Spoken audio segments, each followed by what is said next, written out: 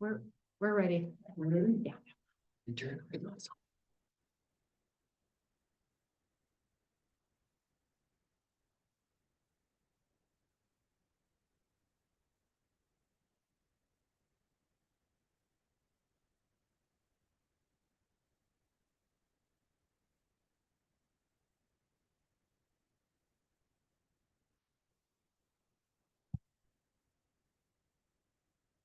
Okay, we would like to call to order this meeting of the Morgan City Council, January 28th, 2025.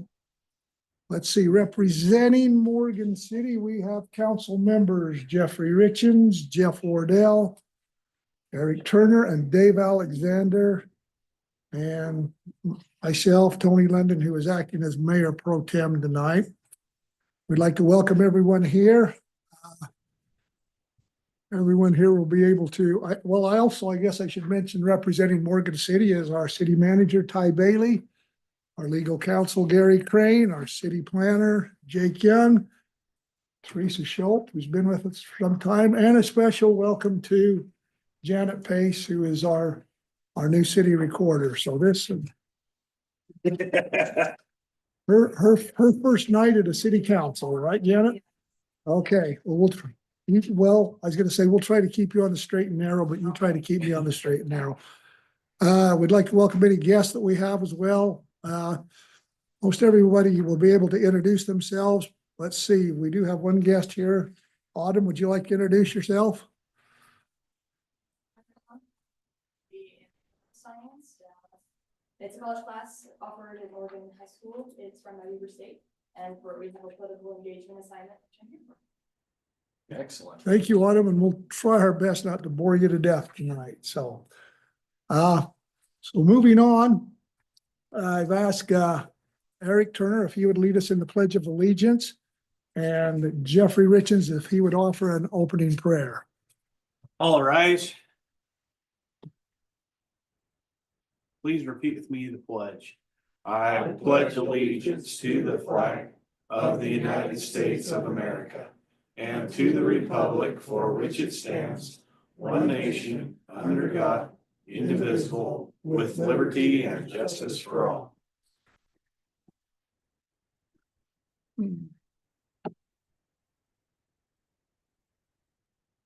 Our Father in heaven, we are grateful for this beautiful winter evening that we have to meet here in Morgan City and in the city council chambers to discuss the affairs and the needs of the citizens of Morgan City today and plan for future citizens and future residents of our city that will be able to create a place that will be a gym not only today but for our children and grandchildren off into the future. We are so grateful for the protection of the mountains and the beauty that it affords each one of us and help us to show that gratitude in all that we do.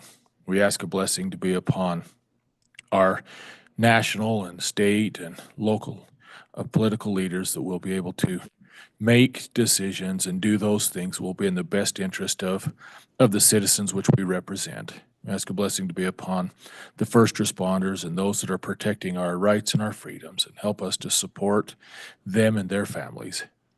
Again, we're grateful for all that thou blesses us with, and we say these things in the name of Jesus Christ. Amen. Amen. Before I move on, I also would like to welcome Kate Becker, who is our county administrator. I don't know if everyone's had a chance to meet Kate. Jeffrey and I have. We work with her on COG quite often, so welcome, Kate.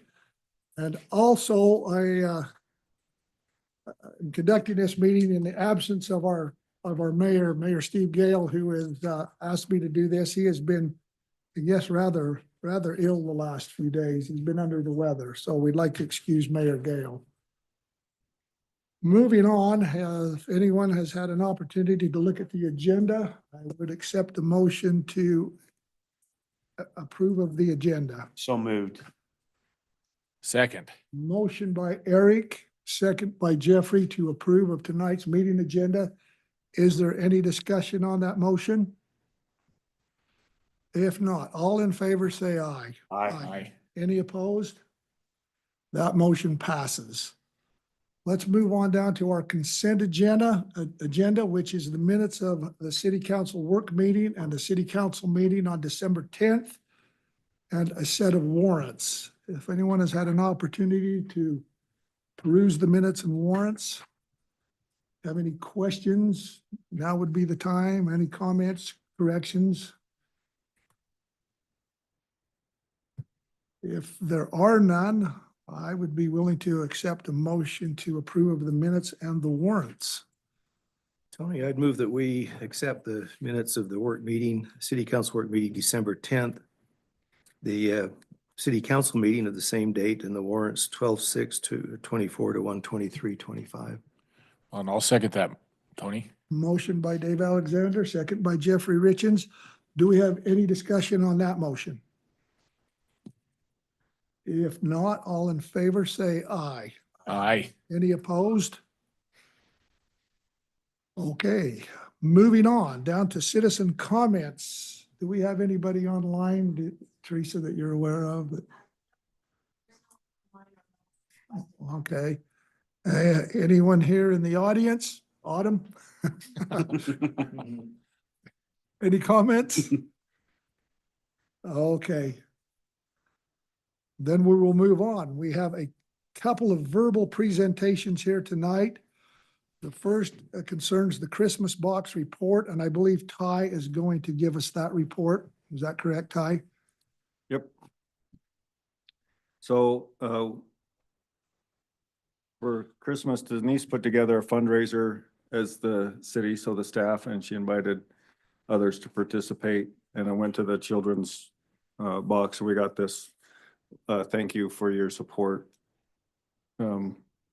Colored drawing back from them. So just want to bring that to your attention and thank everybody who participated in the donations. We ended up raising $655 for that charity. So every year we kind of pick a new charity, but just want to thank the staff and the council and those that participated. So Okay. that's that. Any other comments on that? Okay, thank you, Ty. Moving on to our next verbal presentation, we have Boyd Kerrigan on your agenda, but we have with us tonight Dave Vickers, who is representing the Cooperative Wildlife System. Dave, if you could step to the podium and state your name and your position, that would be great. Hey, push that button and go green. Hear that better? Record you. There you go. Yeah.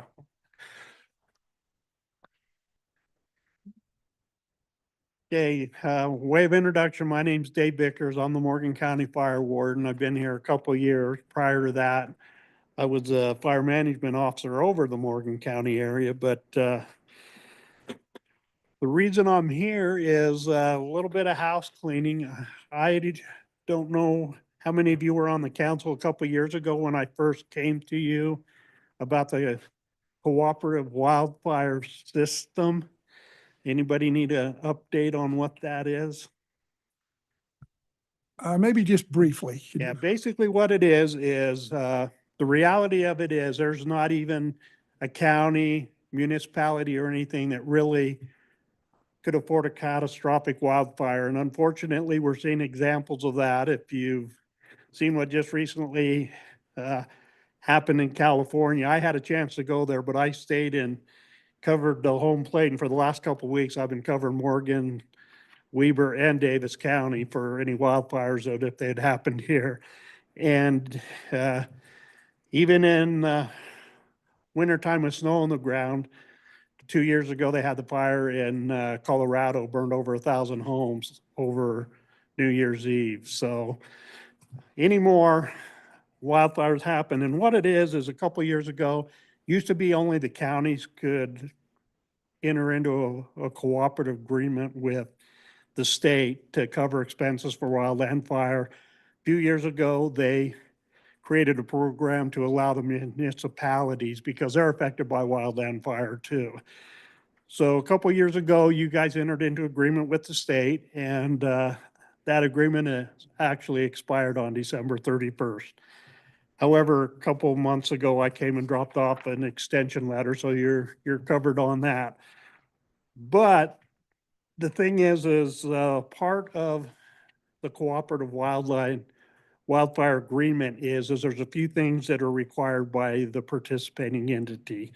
You have to have a community wildfire protection plan. You guys do have one of those.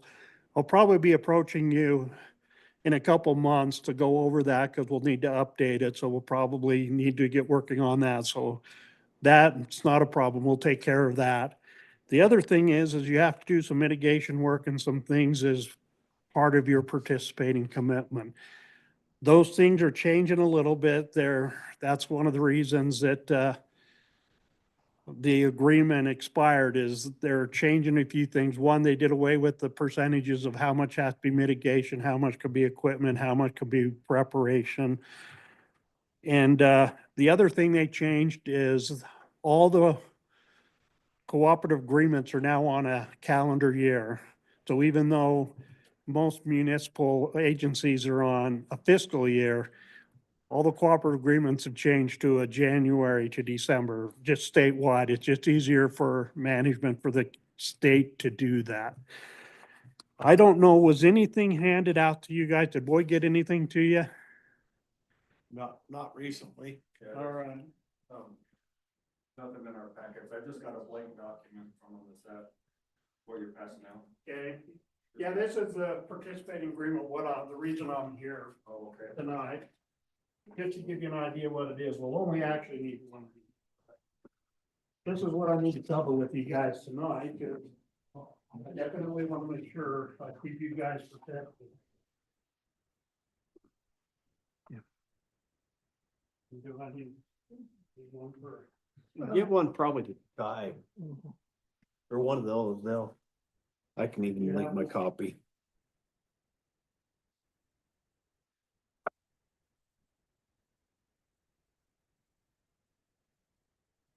Okay, what I just handed you out is what is the participating commitment. So basically, this is your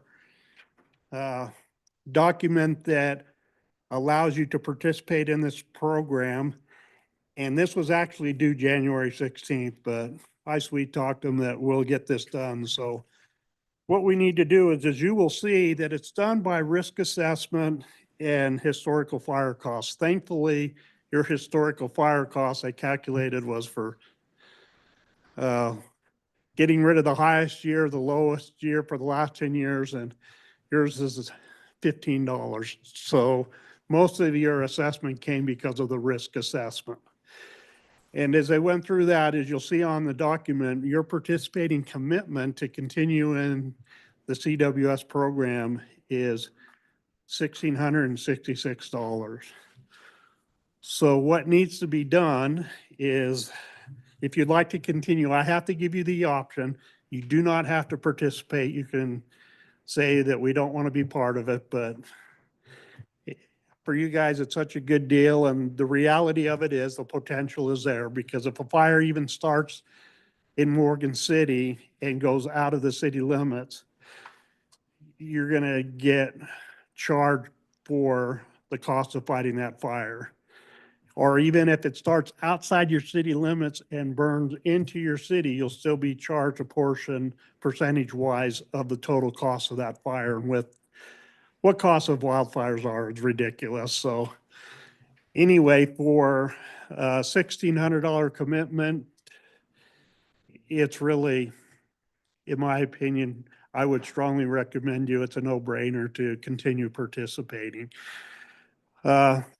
You'll see the form that I handed out to you, it's blank, and to turn that in needs to be signed by probably the city manager or the mayor, whichever.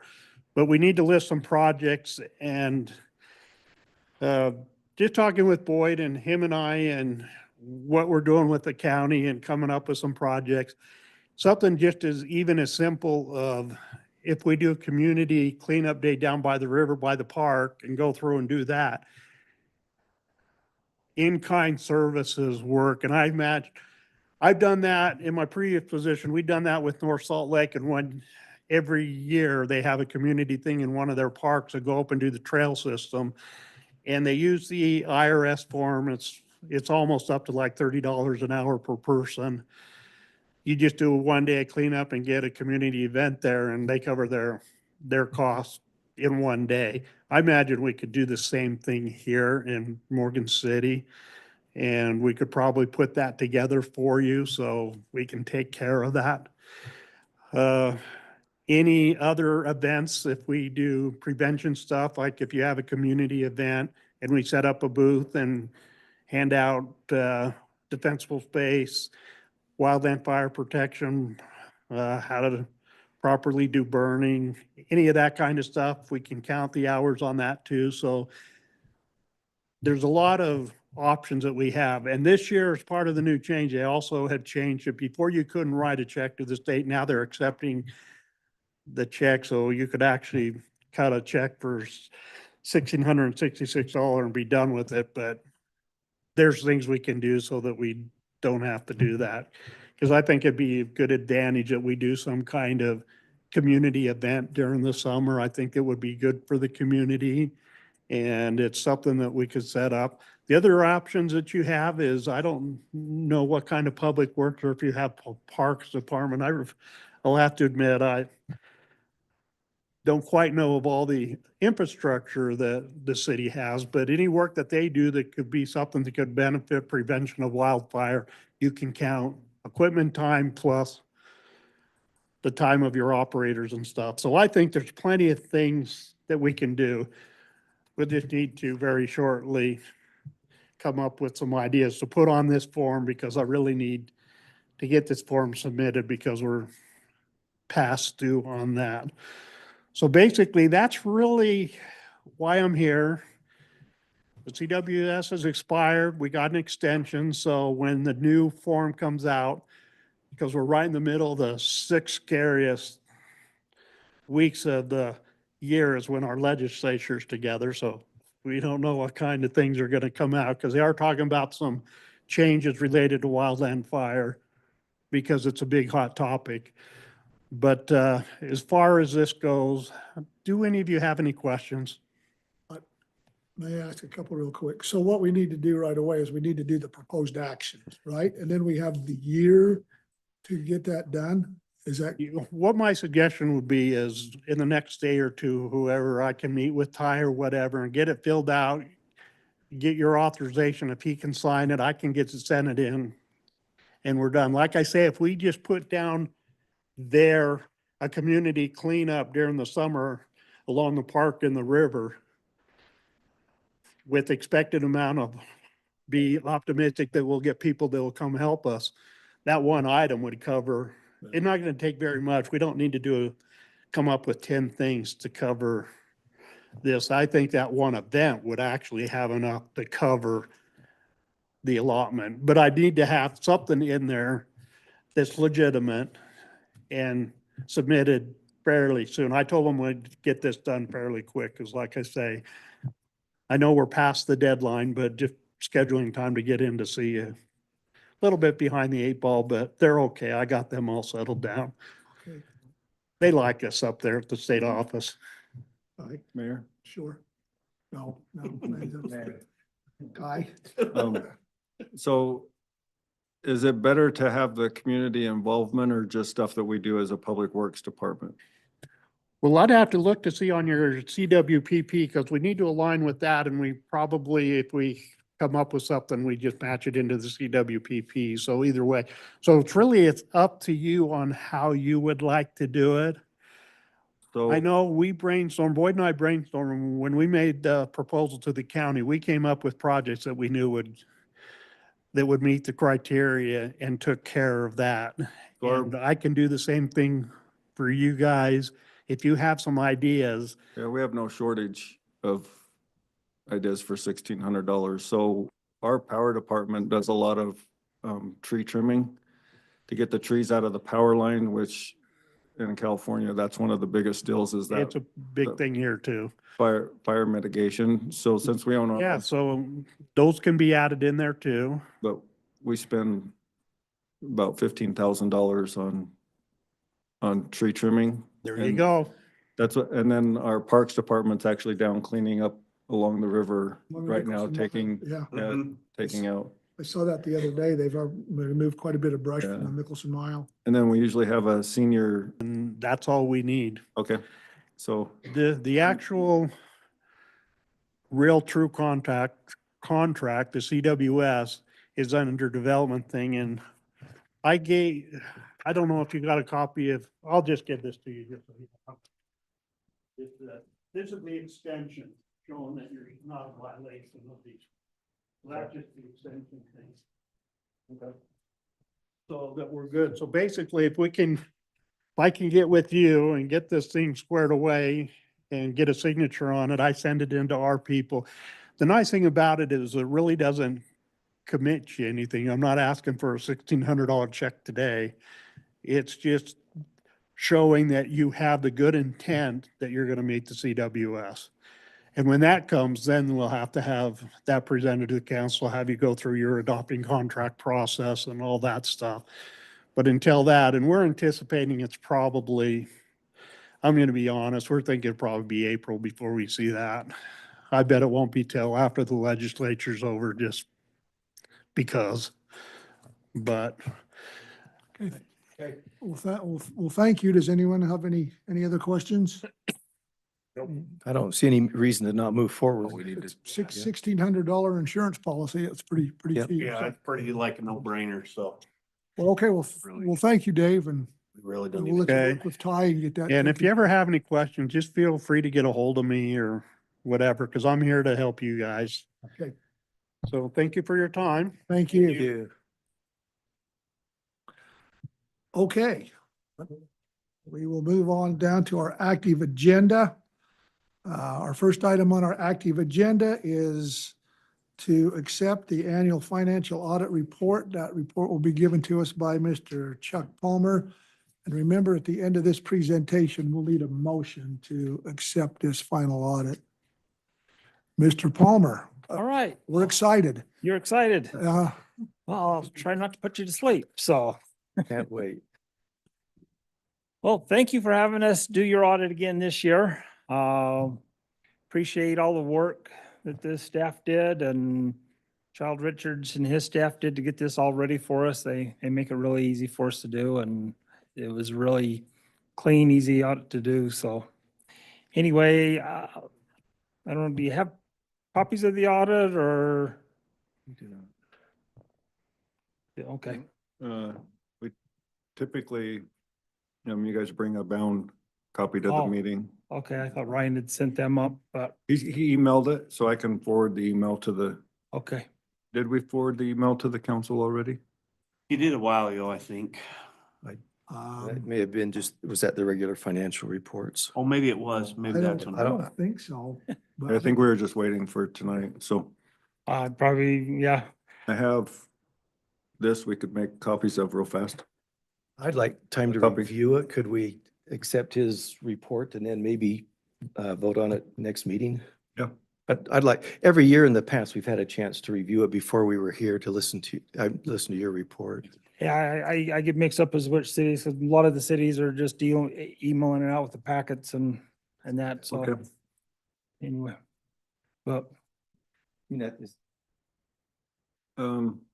Well, you I don't, I would, probably want some time to look at it too, wouldn't you, Dave? Yeah. yeah, I don't know that we need a copy right now, Teresa. Just, well, I'll go through. Yeah, I'd through it. like to hear what- I'm not gonna go through any of the numbers and that. I'll just. Be hit good the to hear what you have highlights to For say. you and that. Basically, the first 2 pages is our audit opinion and it's an unqualified opinion. It's the highest level audit opinion we can give you. It's a clean opinion, so there was no material errors that we need to report to you. So like I said, everything looked really clean and good. The first few pages, it's called a management discussion and analysis. If you don't want to go through all the numbers, like I said, I would read those. Like I said, it's 4 pages long. It'll give you a good comparison between 23 or 24 and 23's numbers. Has just some good comparisons and gives you some highlights. So I would start with that, and at least look at that. That'll give you a good understanding of what's happened in the past year. Probably already know it, but like I said, it'll give you a reminder since, we're already 6 months past the end of the year. And that, your cash in, was really steady this year. I mean, it was really close to the same as what it was the prior year. Your capital assets went up, your payables are down, your long-term debt was down. So like I said, so overall, like I said, that's really good. Your cash is holding steady, your assets went up and your debt went down. So I mean, that's, really what you're trying to do is pay your debt down and that, the assets really went up from, contributions from, contractors. And that they built the streets and the projects and then they contribute those things to the city. So that was your biggest increase in those things. So, your revenues are up this year, and your expenses were up, in that. So like I said, really, that part was really the same. The governmental funds, cash was down just a little bit in your governmental funds. And the cash was down mostly in your restricted fund balances. Your unrestricted cash stayed pretty steady. And that restricted cash, I mean, that you're spending on your projects like your capital projects and grants. So, those funds were restricted for a specific purpose. And so you were spending those like you were supposed to. So nothing concerning there. And overall, in the governmental funds, the fund balances were down, but mostly, again, that was due to capital outlays in the capital projects fund. Like I said, you finished up some projects there. Can't remember what the project was. The train depot and some of that, got finished up. So that was a big project there. So, in your governmental funds, your revenues were up and your expenditures were up, but overall your net income was up in all the funds other than the capital projects, which, like I said, we're expecting, because like I said, you spent the money there on those projects there. Your enterprise funds, your water, sewer, electric, sanitation, those funds really look good this year. Your cash out was up in all those funds. Your liabilities went down. You paid off, your normal debt payments. The other payables, were just normal, up a little bit, down in some of the funds. The income increased in all the funds and the expenses went down in all the funds. So, overall, your net income before contributions and transfers were up in all your proprietary funds this year. So they all looked really good. Internal service fund had a small loss, but that was due to purchasing of equipment and vehicles. So, anyway, that one had a little bit of negative cash, but again, you purchased quite a few vehicles last year, so that was about it. I like looking at there's a cash flow statement in there. I do like looking at your cash flow statement. Just the very first section, it's called net cash provided by operating activities. All your funds had a positive net cash provided except for the sanitation, and it was only like $13,000 negative. So like I said, all your operations are being covered by their user fees. And like I said, sanitation, I'm not too concerned about because that's not a heavy capital intensive fund. So anyways, like I said, your cash in and all the funds went up. So like I said, they all look really good. There's a lot of notes, but the ones that most councils are interested in your cases would be, there's a capital asset note on page 35 and the debt notes on page 37. So if you want to see what the increases in the different fixed assets, look at page 30. What did I say? 35 and then 37 for your debt. And the debt will give you an idea of how much debt you got to pay over the next, what the life is on those debt payments. So the very back of the packet, when we get that to you, is two more reports that we do for you. One is called the Yellow Book Report, a report on internal controls.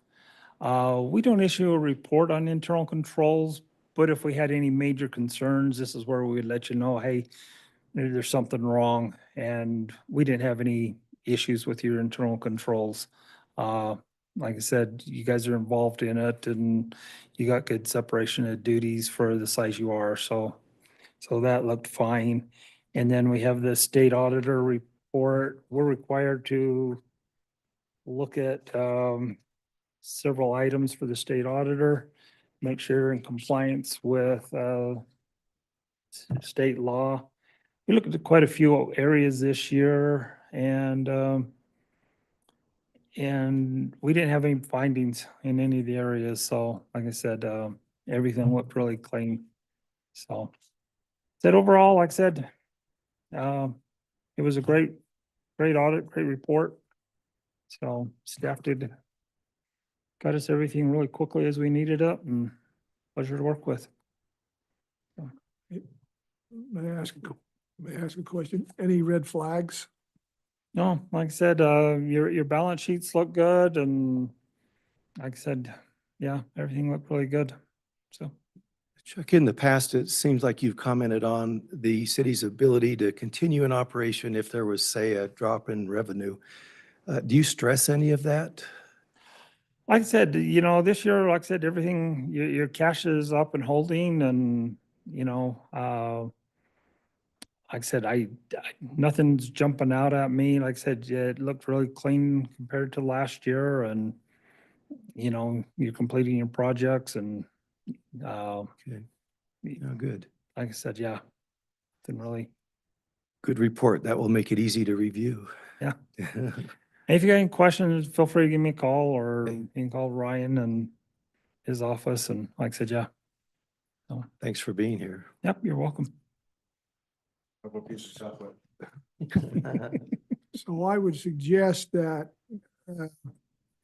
Gary, would you agree that we have an opportunity to look at this before we actually accept this final budget?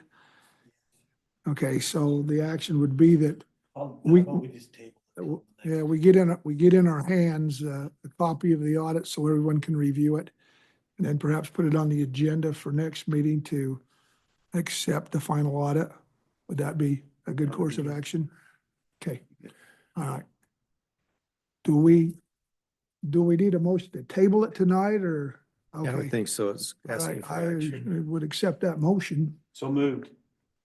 Motion by Eric Turner to table the acceptance of the final audit. Do I have a second? I'll second that. Second by Jeffrey Richens. Do we have any other discussion on that? Oh, it just Oh, wait. showed up electronically, so. And we will table this till the next time that we meet, Next meeting, next meeting. which would be what, February 11. Well, that'll give us, if our next meeting would be the 11th of February 11. 11th, if we have a meeting. No. Seems like that. Okay, we have a motion. Next regular meeting. Motion and a second on the table. All in favor, say aye. Aye. Aye. Any opposed? That is unanimous, Janet, as well. Sure they've been. Okay, moving on to our next item on our active agenda. This is a rather long one. This is ordinance 2414.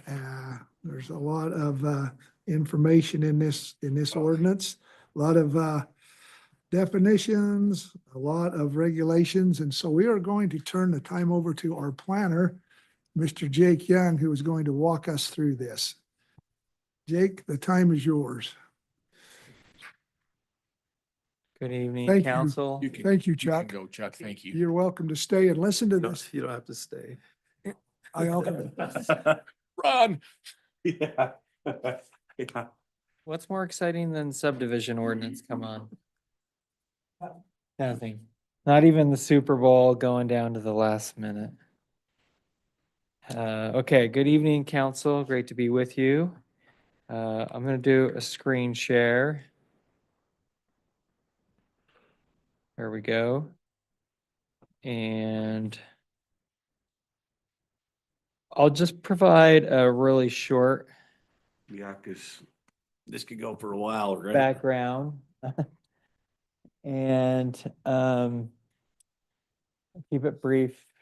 And then I'll run through the changes that we have. And then we do have a couple discussion items as part of this. So a year ago with the legislature, happened at this time, they required that also smaller communities also update their subdivision ordinance. And as part of that, the big change is that city councils by law no longer can approve plats and subdivisions. And so with that, we have a new process. We've been working on it for about 6 months now, going on 7. And the summary in terms of the process, we have this nice chart in our packet. Oh, I already passed it on. So the first thing is there'll be an application, and we, as city staff, Teresa Engineering, all of the staff will determine if it's a complete application. If it's a complete application, then it'll be accepted. And then after that, the first review and red lines will be done by staff. And then after that's gone through one review cycle, then it goes to the planning commission, and they now have the authority to approve the preliminary plat.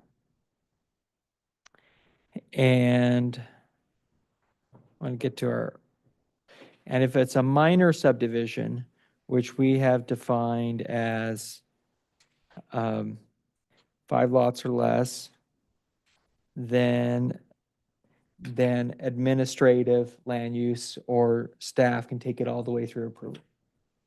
If it's a normal subdivision, because we don't use the word major, then 6 or greater, then it goes through that process of preliminary plat is planning commission approval, and then final plat is what we're calling administrative land use authority.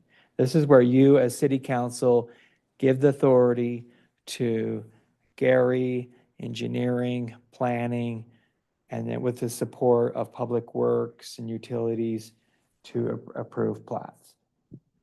And the mayor will still sign the plats, that he will still be on the Mylar. Jake, is that an action we need to take? Or is it, is it by virtue of the definition, it's, Yes, it's Staff. baked into the ordinance. So Okay. through this ordinance, you give, we're giving that authority? Yes. Okay, good. did you have anything to add on to that? No, that's great. So, yeah, and in the subdivision ordinance, we have this all spelled out in tables. And this is where we call out the administrative land use authority. So anything in red that you saw is tweaks from last month. And I'll just run through some of those changes. And so that's the big process change, that the planning commission will do that approval, and then staff. And then there are quite a number of changes from the old process.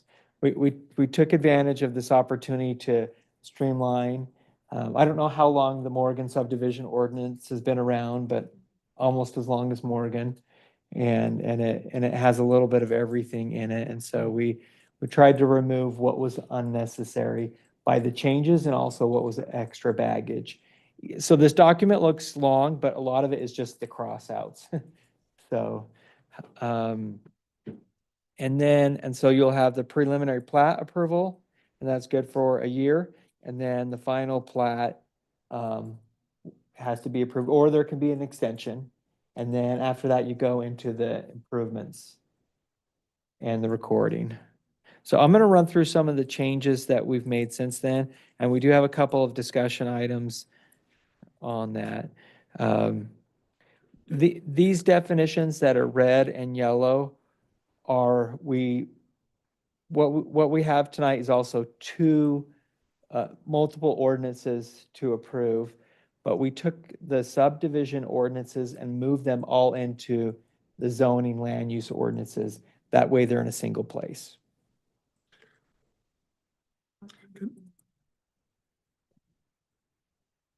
Oh, sorry. Thank you.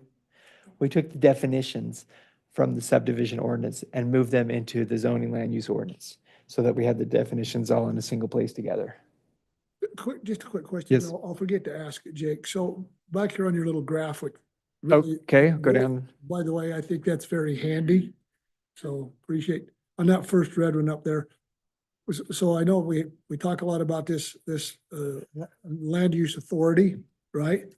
And you've crossed out staff, planning, engineering, legal, public safety, public works. I guess that's just wordsmithing, because essentially that land use authority would pretty much still be that same group of people, right? But we want to call them a land use authority. Yes, yeah. And you'll notice the word administrative. That's the key word there, administrative. Because the planning commission is also a land use authority, and the city council will continue to be a land use That's authority. administrative, okay. It's administrative. So that, and we did add a definition to that, which I'll go to that in a second. And what I'm proposing, you'll just see a tweak here in the language, including city staff. That'll go in brackets. And so there's the administrative land use authority, including city staff. And then go up to the definitions, to the A's here. Okay. Administrative land use authority, individuals designated by the city to review, administer, and approve subdivisions per Title 11, typically including planning, engineering, and legal professionals.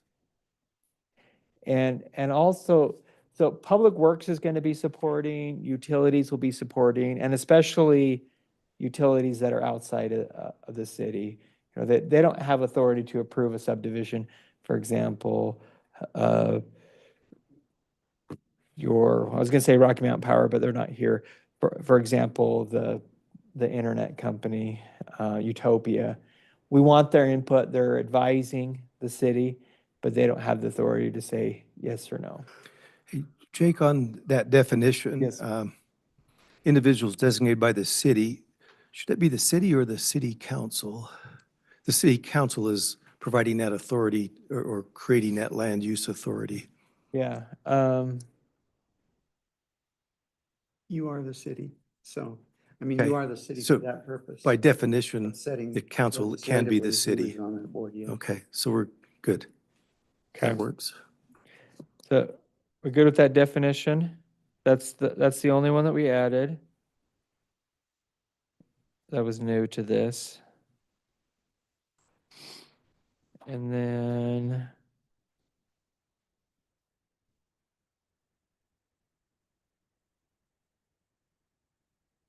bear with me here. So we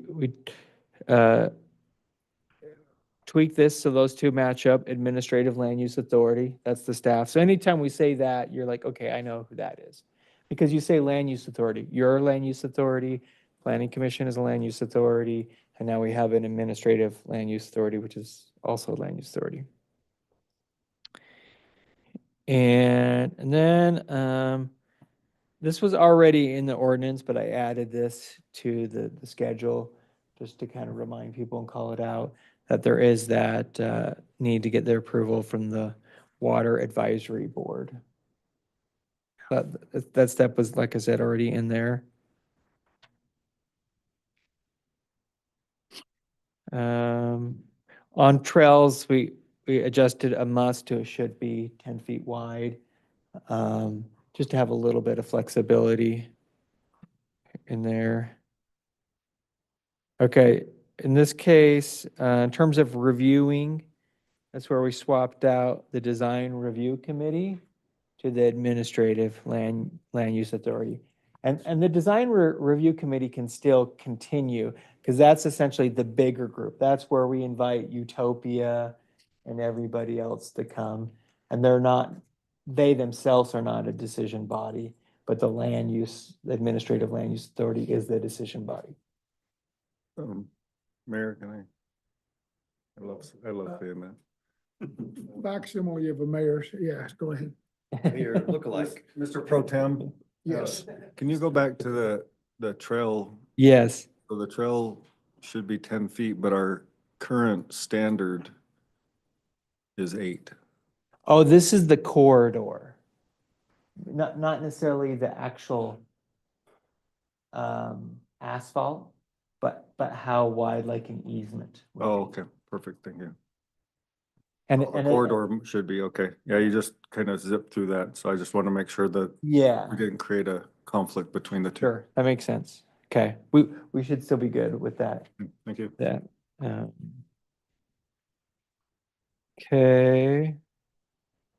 All right, this is per code. We had a little mix up before on the dates, but this matches the state code.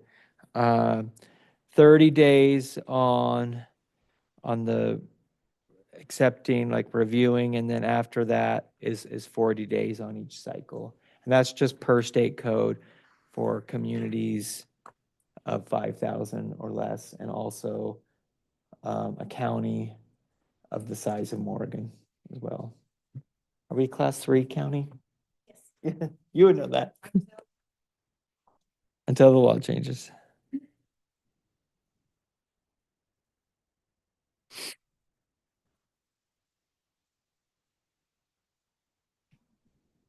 So none of this is different than before, just than last month.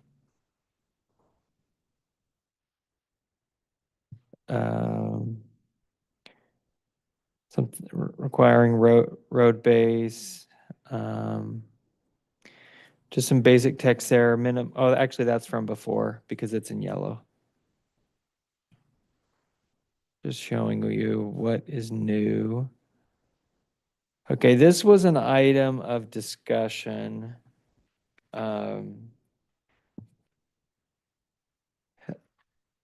Commissioner Alexander had some questions, and so we talked, and this is one of the sections that came up in blue. So I'm going to read it, and then I'm going to have Gary kind of chime in. Maybe we discuss it a little bit. So methods in lieu of actual improvements. In lieu of actual installation of the improvements required by this chapter, the subdivider may, by written agreement approved by the city, guarantee the installation of the improvements by one or more of the methods specified as follows. So essentially bonding for those improvements. Commissioner Alexander, Council Member Alexander, did you want to mention kind of your question on that? Yeah, kind of, probably a little bit legal, Gary, so maybe directed to you if we could. Item number 2, one of the methods is a cash bond. Subdivider may deposit with the city an amount of money equal to 110%, which is fine. In item 3.2, deposit in escrow. So an escrow is similar procedure of a cash bond. I think those are all good. My question comes down to, let's see, at the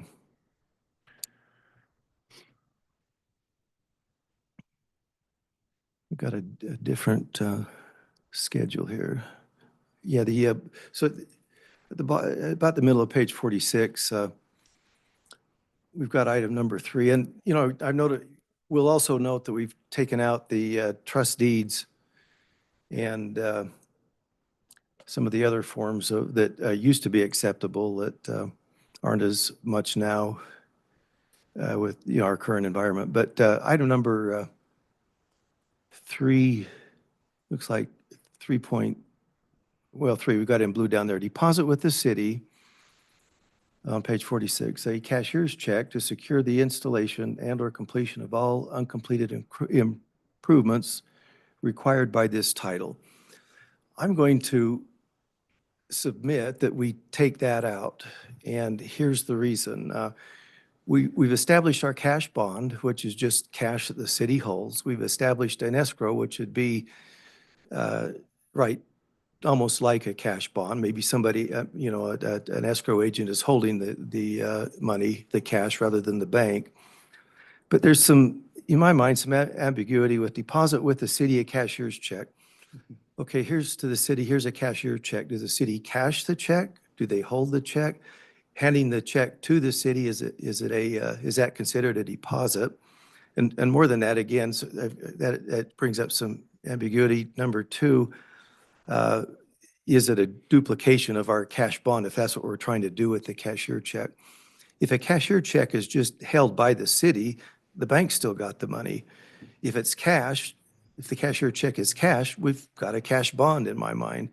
I'm not sure we need to deposit with the city a cashier's check. So to give you a real simple answer, yes, let's strike that section. It's in blue because it was in question. Yes, that was And a it's question I had. duplicative, so it's duplicative of the section above regarding excuse me, Cash cash bond. bond. Yeah, cash bond. Yeah, so we should strike Okay. 3. Well, you're supposed to argue. No, not when it's an easy win for the other side. You don't argue. Can I add also that in practice, we wouldn't take a Right. cash. Yeah. So that was Well, the cash highlighted bond. because So those were the- things that Jake was. The exception would be if the subdivision's almost finished and you're a couple months like, hey, we need to finish this, it's winter. We'll finish it for you in the spring. We go out and get a bid. Right, so, but as far as like holding on to money for a future improvement, we wouldn't do that, just so the council's clear. Then you get in the business of, we already paid for a sidewalk, the city owes us a sidewalk 20 years later. And The price is 10 times as much. well, and the counting of where did the money go? Yeah. Yeah. We don't have a clean way of just taking cash, so same thing with like the cashier's check, we Yeah, wouldn't. well, I mean, we learned from the Great Recession of 15, 20 years ago that cashier checks from banks aren't always good. No. Banks become insolvent. Oh, yes. Yeah. So another section that's in blue that is close to where you were just at, Dave, is page 49. At the very bottom, methods in lieu of actual improvements. That section should be left in. It just simply is the entry statement for the 3 different types of bondings that we actually allow. We don't have, we eliminated that. We struck through it inadvertently. So it should be D. It will be D Let's see where, on page 49 at the bottom.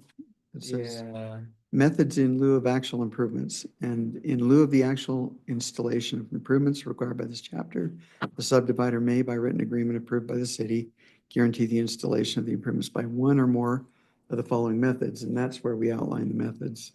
So we just took out the introductory statement. And I'm not seeing that on the I'm bottom not of 49. either. Where is it, Gary?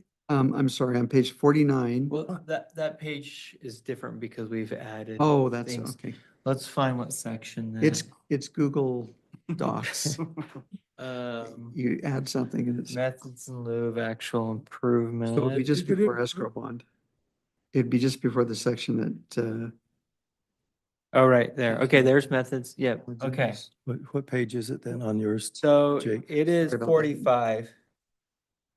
Well, Gary, you're off a bit. oh man, was I ever? We, Okay. we 40. struck quite a. Okay, quite a Yeah, bit there of we go. In lieu of information. actual installation. Mhm. Okay, So it's just the introduction is all that it is. okay. Without That's that, okay. you don't have an introduction. Yeah. So you're saying that blue should be included? Yes, along with the methods in lieu of the Actual title, improvements, actual okay. improvements. Yeah, I like And then it that. would go. And then- So we have an escrow bond section, that's okay. Yep. And then also and then cash the bond, cash bond. and then deposit of escrow. Or complete the improvements. That's this one here. That should be included. Okay, yes, that's deposit of escrow. And then we Okay. strike the deposit of a cashier's check. Okay, So the intent of this is if we're about to complete a subdivision and we can't asphalt because it's January, then we would get an estimate and we would have to put a cash bond or something to an escrow bond So, to the city till we could get this work done in. yeah, that's one instance where it could be the case. Another one is state law allows for a developer to go in and make the improvements before he can sell the first lot, before he records his plat. And he can do that. And so that's the in lieu section. They can, in lieu of putting up a bond, they can actually make the improvements. However, if he doesn't want to make the improvements and he wants to just put up a bond for those improvements, he can do that as well, whether it's winter, summer, whatever it happens to be, so that he can get his subdivision started. We want to either have a guarantee or we want to have the improvements in one of the two before he sells the first lot. And in order for him to sell a first lot or record, he's either got to have a bond in place with the city so that we know that those improvements are going to be in, or he's got to go ahead and put all those improvements in ahead of time. Those are the only two choices that a developer has. And then we give him three choices as to exactly how he can guarantee, he guarantees those improvements if he wants to use the guarantee system. And he's got a year to essentially put those improvements in. Gary, who makes the determination of what that amount should be? The city engineer does. City engineer. We have a bond form, and in that bond form, he guarantees that he will pay if the improvements are not put in at all, and he will pay, that's what the 10% is for, a warranty amount, so that if after a year those things are in ruin, you know, you've got chip sidewalk and whatever else, that's the guarantee for that. And the engineer essentially is the one who makes a determination of what the cost of those improvements are, and he attaches that as an attachment to that escrow agreement or to the agreement. And so that then becomes the amount that is due from the developer. Typically, they do the escrow. The other ones that we eliminated are, I don't like surety bonds personally, because I have tried to collect on surety bonds in the Bingo. past, and it costs the city more for me or another attorney to collect on a surety bond than the bond is worth. I mean, you know, the bond is worth a lot more, but you have to fight. They act as an insurance company is essentially what they do. The same way as when you're trying to collect from somebody that hit you and they're definitely at fault and they fight over every little thing. That's the way I found surety companies. And there's a lot of people that disagree with me on that, but in the rarest of cases, you know, surety bonds are not useful in my opinion, but the other one is trust bond, trust. Yeah, trust deeds. Trustee. I mean, similar. There's a process and an expense in converting it to cash. Very, very good. Yes. The only time Morgan's ever done that is with Gray Jensen. We took a piece of property up in Eden, but we made sure that the property up in Eden was like 4 times the value Mhm. of what the bonding was because of the cost of collecting on that. And ultimately, he switched it to an escrow, but so that didn't work very well either. Tell us we own some property that. I wish I had hung on. skiers on property. Yeah. We wish we would have hung on to that because it's now probably worth millions. So, You leave the trustees with the banks, right? yes. Uh, So Okay. does that help? Yeah, that, I understanding? think that good explanation on the bond part of it. A couple of more discussion items Okay. as we move down the next page. Talks about a written agreement, and I'm just going to reference this right now because there's a couple other spots as we move down the pages that will talk about this. Subdivider may execute, acknowledge, or cause to be recorded in the office of city recorder a written agreement with the city by which he will covenant and The question is, and just keep this in the back of your mind as we move on down, will the historically, I hear Gary's words that the written agreements are executed by the city council. Will that continue to be the same? So you authorize in here a written agreement as it is approved by the city council and city attorney will come up with a form, which we have done, and we've used, the city attorneys actually all came up with these forms years ago, and we've updated them from time to time. But they become a form for the city, the same way for example, stormwater commitment that the developer makes is a form. And so you don't have to approve every one of those. Essentially, if the city engineer has gone ahead and put the estimate together, and we've got the agreement, their standard boilerplate agreement that we sign every time. You don't have to approve each Okay, good, agreement good as clarification. they come up, unless you want to. If you wanted to, we could. I'm going to suggest not in part because it seems to me the intent of the whole subdivision ordinance is to back away the council from the front end work, and this would be on the front end. Why would we want to get involved in that when it's admitted, it's land use authority that's making the approvals now?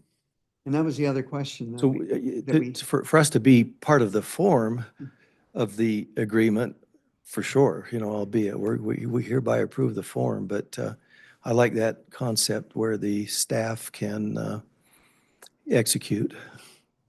Appreciate that. And also in the release of the form, the city council, that has come to the city council in the past, final acceptance. Final acceptance. Yeah, and that's going to come up here, so carry on. Would you like to continue to do final acceptance on those subdivisions? Okay, so, I mean, the rest of us can chime in, but I have a little bit of a hard time with that also because we're not involved with it now on the front end. We're not accepting the application and the process on the front end. So we go through this whole process and all of a sudden, city council, you hereby need to release it. I'm not sure we have that knowledge, that information to do that. Final, Yeah, go ahead. I'm sorry, Mayor. I mean, well, no, that's okay. Well, final acceptance is essentially, in my experience, my opinion is based on, the letter from the engineer saying that this subdivision is. Yeah, you're met going its to rely on that, requirements, aren't you? Yeah. And so it almost becomes, almost like a rubber stamp, so to That's speak. how I've always felt about it. Yeah, I So mean, Pretty much right. why couldn't our authority our land use authority or staff or similar authority do that? there's- That was the question Jake and I had as we read this, is to whether or not you would still want to retain that. And I agree with you. I don't think you need to. I think Yeah, I don't either. staff's essentially doing it now. They're just giving us a letter saying, that All we're doing is believing them, and so we just go yes, and, I mean, that's what we gotta go off of. I mean, we're not out inspecting roads. I definitely don't know that it. So, Mayor, go ahead, yes. Just calling PT. the other thing is it's after a year of the subdivision. So final acceptance is after conditional acceptance, then you have the 1 year guarantee. So we know what we're getting on final acceptance. It's not a negotiation between, are you gonna finish this? Are you gonna finish that? It's a done deal. The done deal. Yeah. So And you say, we know, I mean, you're the one that knows. Staff. Because you've been integral with the process through the whole period, the whole multi-year period where the Yeah. council won't have been. And we've been plowing the roads for a year and Bingo. all of that. Yeah. So there are, we accept it conditionally. It's just after the year, if anything fails, we have the authority to draw down on the guarantee anyway. On. Okay. Well, and I think it's going to come up here in just a minute. Item C starts at the bottom So of the this page. D right here that I have on, do we want to swap that out, administrative land use authority? What's your thought, Gary? Instead of the city council, the land use authority as the, that would A be, partial release? that would be consistent with two things. One is that it would expedite the process, a Mhm. little bit, not have to. And that's It the is intent of hopefully the ordinance, isn't it? It really is. Yeah. And then the second thing is that essentially it is a rubber stamp because the engineer's been following it. The inspector's been out there the entire time.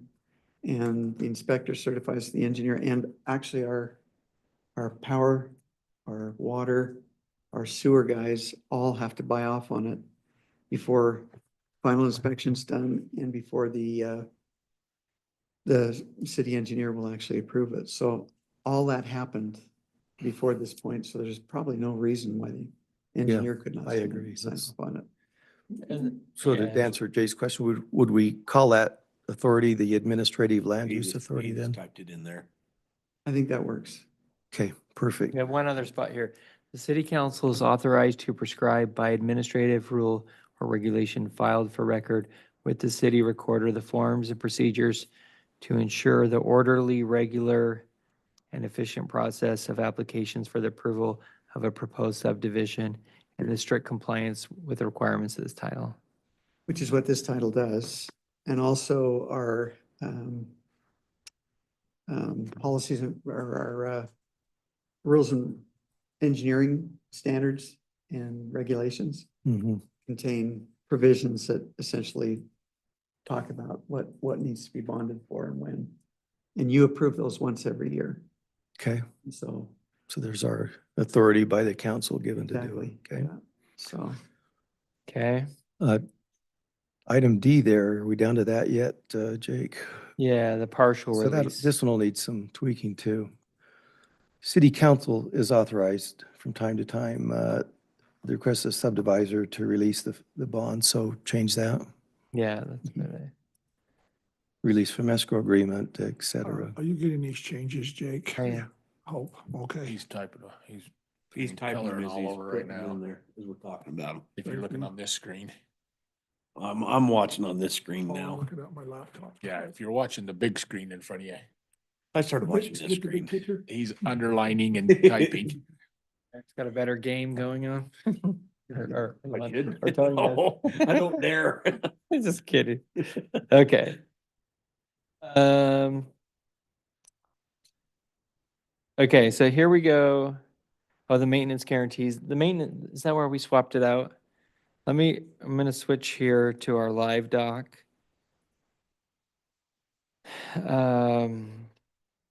Gary found one more location where we want to make a change. Okay.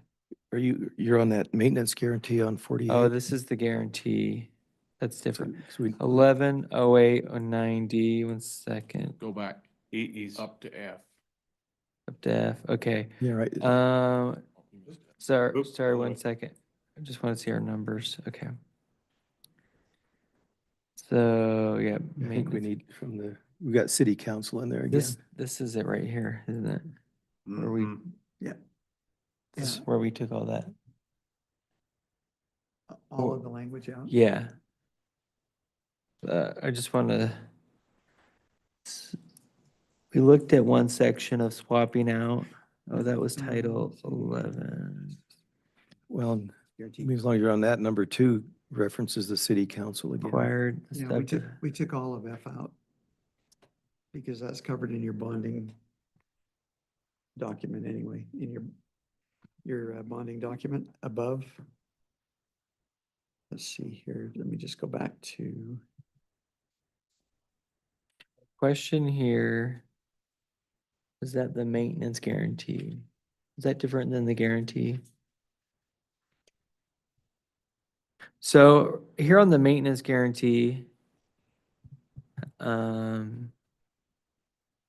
because the part we did was bonding. So the here in blue, I mean, you also do not want to be over the maintenance You know, it's guarantee. for all the same arguments we Yeah, just so discussed. we could swap that out here. that's right. And then Acceptance by and then item number 2 also. administrative land use authority. And then, okay, And then on item number 2, just cross Yeah, out the there's word two. council. Yeah, there's. oh, yeah, we can cross out, it could just be the city. Yeah, just leave city. The city shall hold the 10%. And there's wording in there regarding the trustees that should have been taken out. Release of the trustees are lien covenants represented by the aforementioned What part is It's that? in that same section where you just eliminated city council. Yeah, Trustees, right? Right, we don't do Mhm. trustees and we don't do the letter credit. where am I missing? So it should say. Is that in two? Yes. it's in two. Mm-hmm.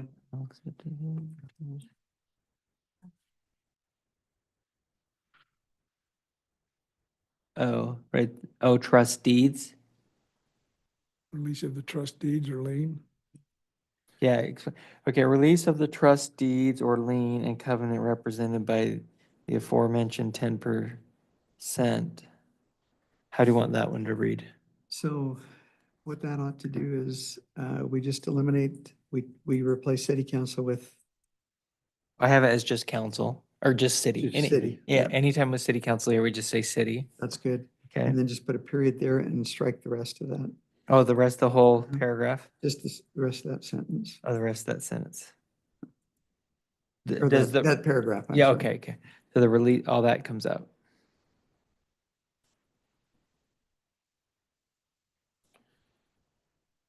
Okay, and That's- then, under the guarantee, that's city engineer. Okay, here's one more, under city council. Makes, okay, this is, the written notice shall state that the subdivider has 30 days to make the necessary installation, construction, repair, or replacement, which time may be extended. That also the city, if they're just making repairs and all that, I think that would be okay by the city, meaning who's working on it, staff. Yeah. Okay. Okay, the council's coming out there. The rest of it is city, except for we get down to here, and it says, if after 1 year, the city has conditionally accepted the improvements required by its subdivision title, the required improvements remain substantially free from latent defects, the city council, we could take out, the city may release to the subdivider the balance of the bonds, escrow, letter of credit, which is coming out, and or trust deeds. So that would be bond and escrow account. And the letter of credit and trust deeds strict. Yes, Oh, we I- weren't doing letters of credits or yeah, trustees. yeah, I just crossed Okay. those out. All right. Letters of credits, Mr. Mayor, Pro Tem, letter of credit is also very difficult because you have to track it. And if you're a day late in collection. of Yeah, letter they of put credit, an expiration date on it, don't they? And we've lost a lot of bonding through that. And again, banks can become insolvent. And we actually take it out in the other parts of it, so We this did. this matches up. Okay. I think we're good there. Okay, one more here. City council notice to the subdivider. The city engineers shall, as soon as improvements are accepted after receipt of the as-built drawings, notify the city council in writing of his approval of the improvements. The council shall within 15 days after the receipt of the engineer approve of the, after receipt of the city engineer approval, present to the subdivider a notice of conditional acceptance. So just strike council on all of those. Just take Okay. council out. You will have to continue that down through at final acceptance and release. There's There's several some more. places in there where Okay. Item B there's got another one. item B's got one. Okay, we got that. See how much work we're getting out I of, was gonna guys. say, gentlemen, we still don't have anything to do, still don't have anything to do. We won't have to meet. Yeah. But it just makes sense. I'm happy to It does. do it if it makes sense, but it doesn't. Okay, there we are to the end. Where was that section that we were looking at? What was that under? We have The other one that we dropped in.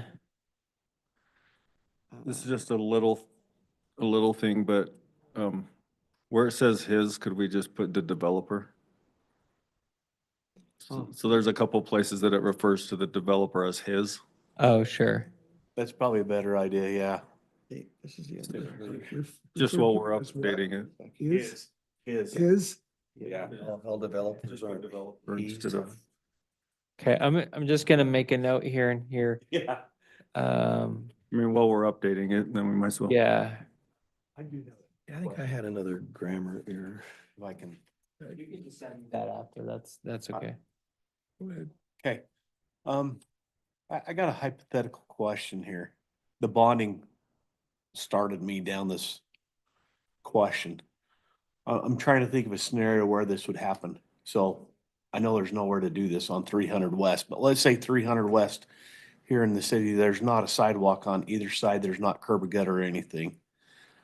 So if we're gonna approve this subdivision and we're calling for a curb gutter and sidewalk, and there isn't a curb gutter or sidewalk within, we'll say, a half a mile, do they still gotta provide bonding? I mean, escrow for that situation? Because it's not even close to where they're gonna be doing their development on that. If there was an open chunk, I mean, that's probably, you get what I'm trying to say? Would that be your developer agreement? Yeah, would it be a development agreement or a pioneer I agreement? mean, I'm just saying, Delayed there's gonna be agreement. times where I think we're gonna have to make exceptions because there's 300 West is a bad example, but It's a good example. So there is room. The road has to move over. So So you lose your front yard. so we do have plans. say Island Road, I said 300 West. Yeah, 300 West could move over. And then there's room for sidewalk. So at the point of development, it could still be done, but it wouldn't be a function of the financing part of it. It would be a function of the development agreement. Yeah. Okay, that's what I was, because It's not, yeah, it's not the financial Well, issue that you're talking about. It's like if we decide, hey, not until this ditch goes away. yeah, I just mean, last meeting, we called it a delayed agreement. Delay agreement, yeah, And, development agreement. and as a city council, we approve development agreements. Is that correct? Development agreements you do. so, Yeah, yeah, that was my next That will question continue. going. And you'd also approve delay agreements. If you have a delay of improvements, we've authorized that specifically in the code where you can delay agreements where there's nothing for miles and you don't put it in. What I've always required though, or tried to encourage requiring of a developer is that they give us the ground. Because the toughest thing in a delay agreement is to go back to somebody and say, we not only want you to pay for this, but we want you to give us the ground. But if you've got the ground in the plat has given you the ground, then you can delay the actual improvements into the future, and that's a lot easier thing to ask It's for. already there, yeah. It's already there. So, I would exercise caution in passing on that. Even if you have a property, a sidewalk to nowhere, it's hard to go back after time and patch things together. I mean, the city, you're paying for that now, going back, and it's expensive and difficult and costs more.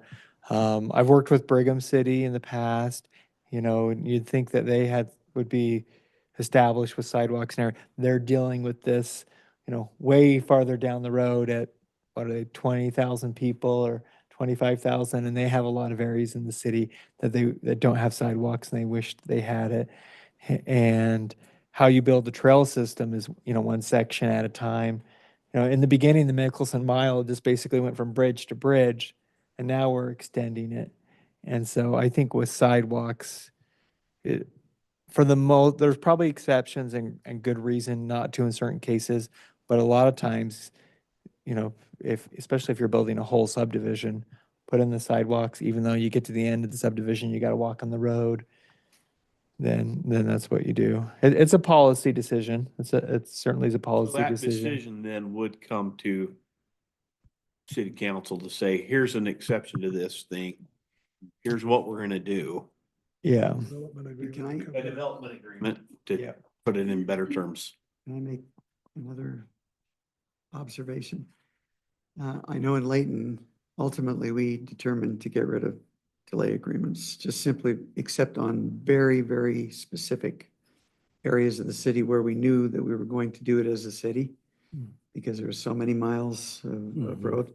And the reason was exactly what Jake indicated, and that is, I don't think in all my time practicing, I've been real successful at going back and getting the delay agreement paid for, Is that right? Wow. because Yeah. it's just so tough.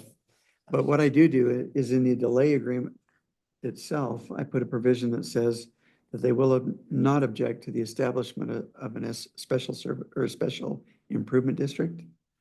In other words. You can Pay for it over time. And so what you can end up in doing is if you got a long stretch of road like that and limit it to long stretches of road in Morgan, then they come in, the city does the whole thing, bonds for the whole thing, and then we can go back and create a special improvement district to put it in. Pay for it. Thinking of something like Island Road, you go all the way down Island Road and you get as many pieces of property as you can, as much built as you can.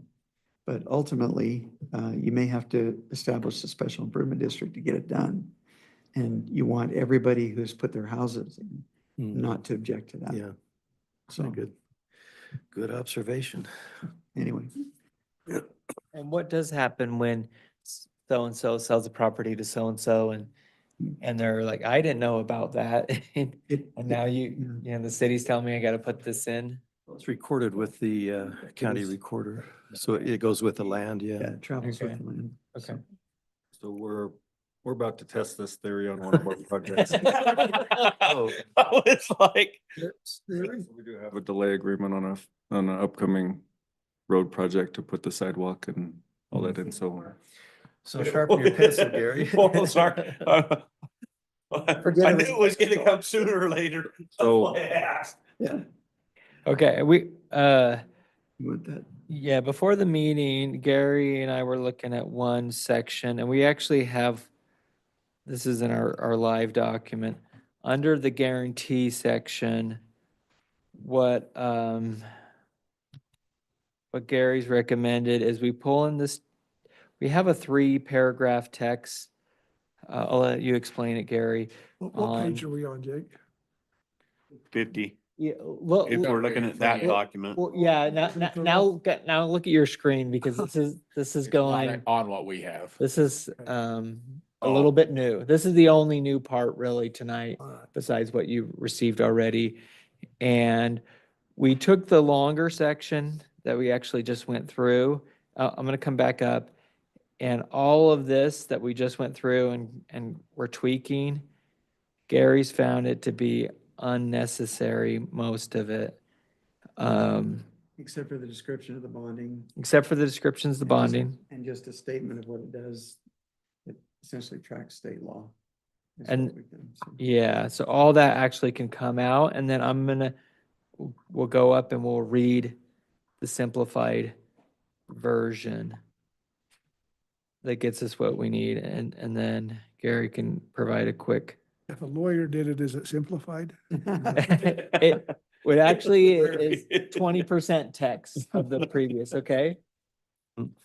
Last word simplified. So Mayor Pro Tem, may I?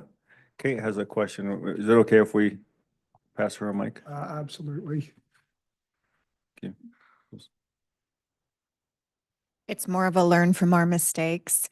So we did this last year. The one thing I would definitely clarify if you do a delay agreement is that you won't release the bond until all the improvements are done, because they will come back and they'll ask for a portion of their bond back and leave you with $600 to fix an entire sidewalk that's going to cost you $14,000.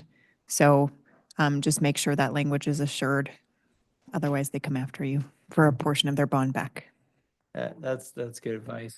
That's great Love that advice. resource. Do you want to explain this section or do you just want me to read it? The three paragraphs we brought in from Leighton. Those just essentially identify what bonding is, that the subdivider has the opportunity to do that. He can also put in the improvements.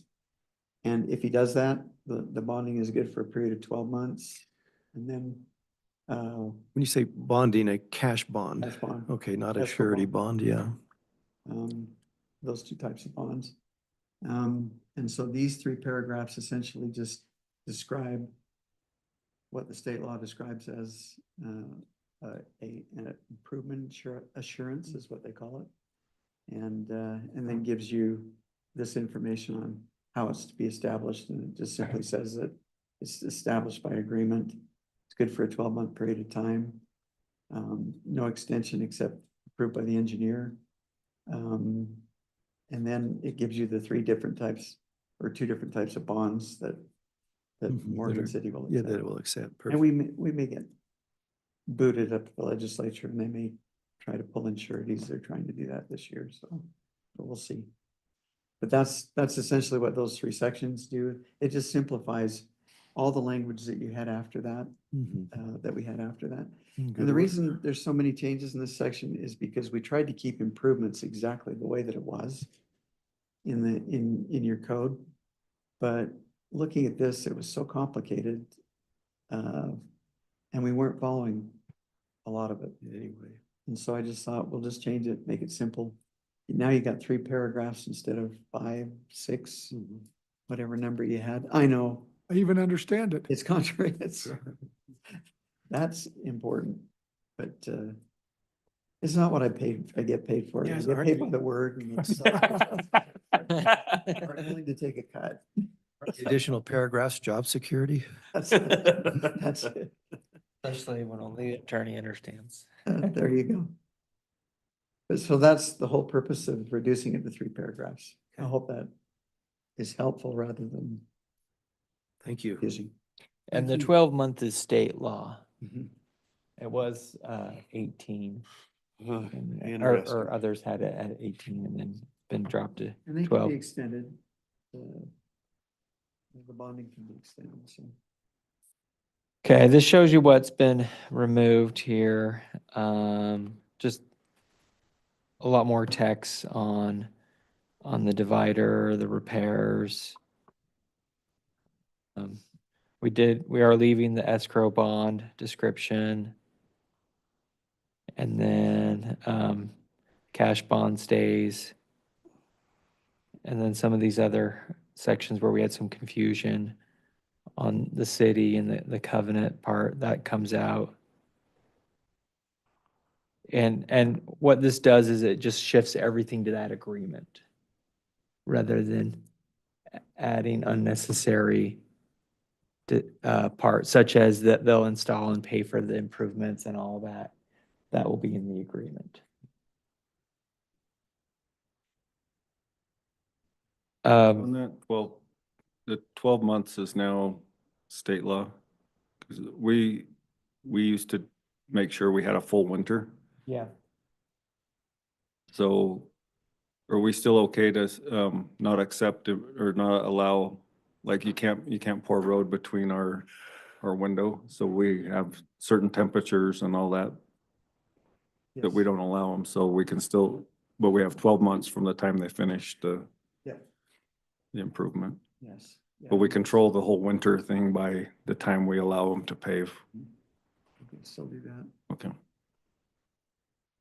I think you control that because you're controlling that they're not pouring That's what I'm saying. asphalt in the winter. Yeah, and that's what I'm saying. therefore, you know, A year after they yeah, finish the yeah, pour, so so that's they a full pour winter, April. November 15th or October 30th or whatever the date is. And then from there, that starts the 1 year. Yeah, just- Cool. Okay, that's actually it in terms of our recommendations. There's one more of a different nature. If we're finished with bonding, I saw one more thing that might be helpful. Wait till you find it, then I'll pull it up. Yeah, right here. Let's see, right here. Okay. And just above inspections. So it's 18.08.070. Cost sharing agreements. Oh, gosh. This is when a developer comes in and says, I'm putting in all these improvements and they're not going to service my subdivision. They're going to service the next subdivision as well. And so I want a payback on it. And paybacks are okay, but we have to keep track of them and we have to collect the money for them. Traditionally, Morgan has, in rare cases, done a payback agreement. It has to be a pretty good size oversizing in the line before Morgan will do a payback agreement for the next subdivision. In fact, when Mark was here, he didn't believe in them at all, and we didn't even have, I don't think we were following any payback agreements right now.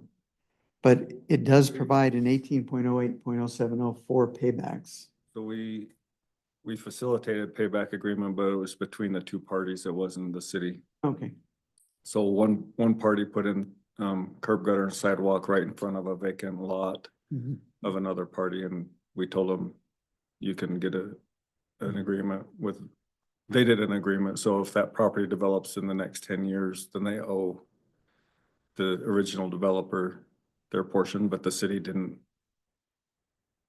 much better way. We're not a party to that. We just had the two of them enter into their own The agreement. the reason is it's a slippery slope. I would much rather have third parties do that together Mhm. than have the city be the collection agency. And because it's, somebody comes in, they come in for their subdivision approval, we give them what their fees are. And plus on top of that, you've got a payback agreement in the amount of $10,000 on your property, and person reels and the city's the bad guy, right? Yeah. In that situation. But if we did happen to do it, I wanted to make a change in subsection C. In calculating proportionate share, if we did do a payback agreement, we require that everybody pays their proportionate share. But in calculating proportionate share, I want to make sure that we exclude the minimum size improvements that you would have to do anyway for your subdivision. So, I mean, you need a 15-inch storm sewer line, must have. You got to have an 8-inch water line. Hydrants don't work without them. And even though that 8-inch water line will service more than your 15 homes, you're not going to charge the next subdivider in for any part of your 8-inch water line, even though you may only be using 4 inches of capacity, but you need 8 inches. You're required to have 8 inches. It's a slippery slope if you start to say everything's subject to proportional share, because then you'd have to break down that 8-inch line that they put in and say, okay, they're only using 4 inches and they need to charge the next subdivision for the other 4 inches. You know, those are impossible things to do. So I've just said here that I said in calculating proportionate share, the calculation shall not include the minimum utilities required to service the subdivision, So when you say the subdivision, the existing subdivision or the new the one? new subdivision. Yeah, They're talking up here about okay. the subdivider. If you want to put the new subdivision or the Okay. subdivision, we can And- change that, but that's what we're talking I about. think that's really good, if I might, on that minimum, because you'll see that quite a bit. There may be cases, though, I like that we still have this in here. Let's just say, for example, there was going to be a development that needed a water tank, but the city didn't want to pay for that and wasn't in a position to. And so developer A is willing to go in and build that, and then from that, there's B, C, and D can now come online. Well, they should pay back A if the city didn't do it through impact fees. And a lot of times impact fees do take away this need, but there may be a possibility of something sizable that benefits the whole city that the city doesn't necessarily want to do, but puts it on a developer that those who follow would pay back. But as Gary's indicated, it's only for infrastructure that benefits the whole city and not your individual development. I think you've had a little experience with that, Gary. Very much so. It's a slippery slope. You've got every developer that begins to ask you for payback from the next developer, and it just is a nightmare. That's their challenge in developing, is the timing. Like, you can always wait for your neighbor to develop first. Let him pay for it, huh? So Nobody's requiring. are we okay to go ahead and approve this ordinance tonight with the changes that have been noted? If you understand the changes, that's great. If you would rather have a clean copy, we're behind anyway in getting it approved, but not that far that it's gonna hurt us at all. Second meeting. Yeah, I think I'm What is your okay to point? move forward. Pardon, Dave? I think I am good You to ready? move forward, Okay. yeah, with the Okay. changes. Janet doesn't die when she goes home tonight. If you're prepared with the motion. Yes, I'll make a motion. I've got, before doing that, We've got all the changes, so. there's one more, Jake. Page 3, after all that we've talked about, this one, you're going to laugh at. Okay. Page 3 under bond agreement. Well, page Uh, 3 on mine, I don't On know. the paper, yeah, on that PDF, what does it say for page number? 21. Okay.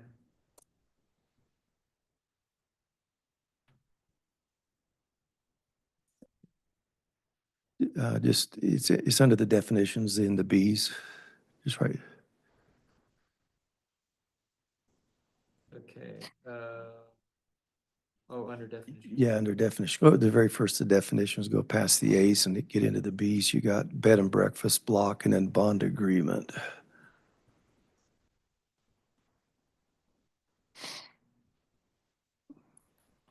Right there. Bond agreement means an escrow agreement. You got the word and, so delete the D and we got a deal.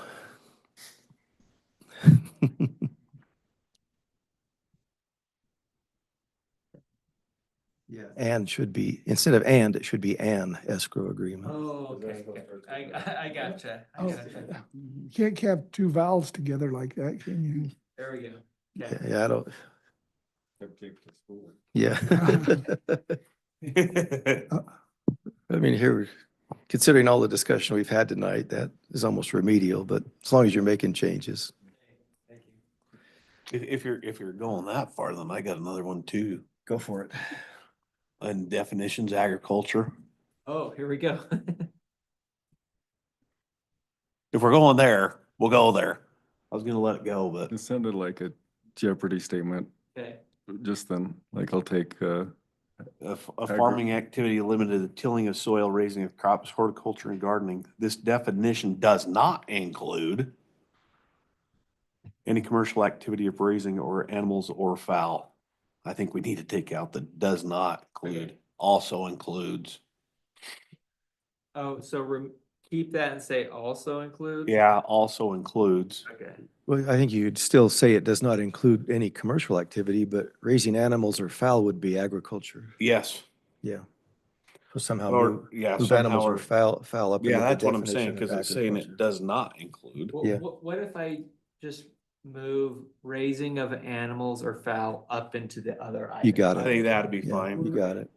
That way it's a consistent. But too, also, a lot of times, I mean, what do you consider commercial activity? Some agriculture could be commercial. Yeah, I some of it suppose. could be. You see what I'm saying? Yeah, we probably don't want Because if to you're selling, go down that road though tonight. yeah, anyway, we're not going down that road, so let's just keep going because we can be here forever dissecting this thing up. Yeah, I like, just put the animals and fowl up in the farming You're the one activity. that started it, Dave. Yeah. It is a work in progress. Yeah, Yeah, How long it's been there and why it was written that way. yeah. What the cost of eggs and chicken right now. we're probably gonna have 1 million chickens in this. Yeah, you city could by- throw all of that into the Everybody's gonna discussion. go huh? get their chicken Yeah. coop. Roosters. Yeah, we're gonna have, does it include roosters in that definition anyway? We'll be here forever. Councilmember Alexander, are you ready? So Mayor PT, I move to approve ordinance 24-14, All that. an ordinance amending Title 10, Chapter 10.04, Section 10.04.010 definitions, amending Title 11 subdivision regulations by repealing Chapter 11.02, general provisions, Chapter 11.04, administration and enforcement, Chapter 11.06, document submission and review procedures, and enacting Chapter 11.03, general provisions to amend requirements for processing land use application and establish compliance and consistency with Utah State Code Section 10-9A-604.2 and amending Chapter 11.08, improvements related to consistency for the land use application process, providing for repealer, providing for severability, and providing for an immediate effective date with the changes that were discussed tonight as noted. Motion by Dave, to approve ordinance 24-14 as he stated. Do I have a second? I'll second that, Mayor. Second by Jeffrey. Is there any other discussion on this ordinance? I'll just say this. On the minutes. This did not, the staff, people have spent a ton of time on this thing. This was not passed in one night, so. Just, it took a long time to get here. And I'll add one thing as well, and that Jake has done a lot of work on this, so Yeah, Jake and Jake and Gary, Gary. Gary, we appreciate your help and staff's help and planning commission, so there has been a lot of work done on it, so thanks to everyone involved. Any other discussion? This is an ordinance, so we will do a roll call vote. Jeffrey Richards, Aye. Jeff Wardell. Aye. Eric Turner. Aye. Dave Alexander. Aye. Do I vote? My vote is aye as well. So. Okay. Phew. All right. Still with us, Autumn? You stopped taking notes about 10 minutes into the meeting, I noticed. Okay, we're moving on to our last item on the active agenda, which is the review and action. This will require a motion as well. The renew of a cell tower lease agreement with Crown Castle. Ty, could you walk us through this one, please? Yeah, so we've talked about this a couple of times, just under administrative updates where we've been going back and forth and negotiating the lease extension that Crown Castle's requested. And so this basically in the resolution has the terms listed in the whereases of what they're proposing. So we've changed the terms to not go as long as they wanted to originally. So they're five-year incremental terms up to year 2045. So it's 15 years longer than what the current agreement is. The original agreement, I think, expired in 2030. Has a I don't have it right in front of me, but Well, that's yeah. Oh, yeah. So the escalator went from 5% to 4%. So the lease increases by 4% every year. And that was in exchange for the length of the term that we had. and that's reasonable. Yeah, they wanted to remove sections D and E, and that should be in the packet. And then there's a $15,000 signing bonus for renewing the lease. So those are the basic terms of the agreement. And it's the tower along the river. Yep, the cell right? tower down by our, Station, down by the buildings. down by the road department. Yeah, Yeah. yeah. Mm-hmm. And that's the only one in the city, right? Yep. Okay, that's what I thought. I think section 14D talked about the city being able to remove or be able to cancel a contract if we decided to do something else with the property. And in my mind, that'd be hard for the vendor to deal with if they're making some commitments and investments, if we could pull the plug. So I Yeah. think that's a good one to take out. Yeah, and just have them remove the tower as well. Just Mhm. one day say, we're giving you notice, you gotta tear it down and move on. Yeah, yeah. It's not much of a commitment. Yeah, so I could see their concern there. Yep. Any other discussion? If not, I'm prepared to take a motion. Accept the motion. Mayor PT, Yes, sir. I move to approve resolution 25-01, adopting and approving an amended agreement between Morgan City and T-Mobile West Tower LLC, a Delaware Limited Liability Company, by CCTMO LLC, a Delaware Limited Company. Its attorney in fact hereinafter referred to as Crown Castle. Okay, motion by Dave, to approve resolution 25-01. Do I have a second? I'll second that. Second by Eric Turner. Is there any other discussion on this motion? All in favor, say aye. Aye. Is there any opposed? That is unanimous as well. Thank you. We are now down to city reports and business. Any comments from the city council on any items? I'd maybe just bring up, Jake, I'd maybe ask for your help. The planning commission met last week and Jake presented a proposal to amend the central commercial district. And I'll let you maybe briefly explain that. The commission generally were in favor, but they wanted to review the changes before moving forward and making a recommendation to us. There was a public hearing also, and Tony, you were there, and Steve was there. No input from the public on the proposal. Just give a recap of what Yeah, we're looking to there's a do there. chance you might see this in February or March, if the planning commission recommends it. And as Councilman Alexander said, the purpose is to modify the central commercial zone only, not any of the other zones. And it's matching it with the general plan recommendation on more housing and more mixed use in the CC zone. And also with the recent input that we've received from the public for our downtown plan, because the public has said they're in favor of more mixed use housing in the downtown area. And the big change that I'm recommending is adding a vertical mixed use building to essentially our planning tools. So we're just adding to the planning tools. And by that, I mean, the ground floor would be commercial and then housing up above. You'll see pictures of that.